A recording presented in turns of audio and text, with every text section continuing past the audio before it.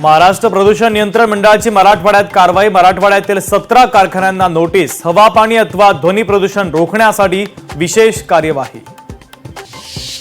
बीडमध्ये जलजीवन पाणीपुरवठा योजनेसाठी आर्वीतील युवक आक्रमक। पाण्याच्या टॉवरवर चढत केला आत्मदहनाचा प्रयत्न।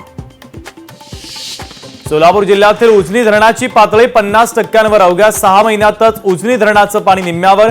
बाष्पीभवनामुळे उजनीची पाणी पातळी अजून कमी होण्याची शक्यता। संतोष देशमुख हत्या प्रकरणी कारागृहातील आरोपींना व्हीआयपी ट्रीटमेंट। देशमुख कुटुंबाची कारागृह प्रशासन आणि मुख्यमंत्र्यांकडे तक्रार।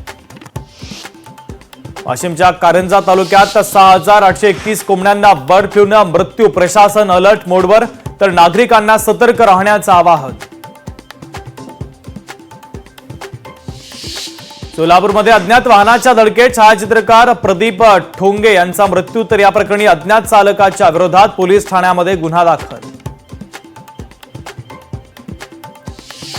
प्रियकराच्या त्रासाला कंटाळत तरुणीची आत्महत्या। टिटवाळ्यातील धक्कादायक प्रकार। तरुणीने आपली व्यथा सोशल मीडियावर केली व्हायरल।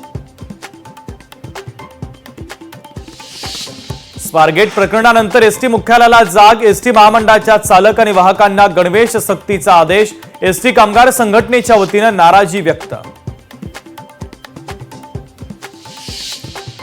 आपले सरकार पोर्टलवरील सेवा थेट व्हॉट्सअॅपवर आता उपलब्ध होणार। व्हॉट्सअॅपवर मिळणार 500 शासकीय सेवा। राज्य सरकार आणि मेटा यांचा सामंजस्य करार झाल्याची मुख्यमंत्री फडणवीसांची माहिती।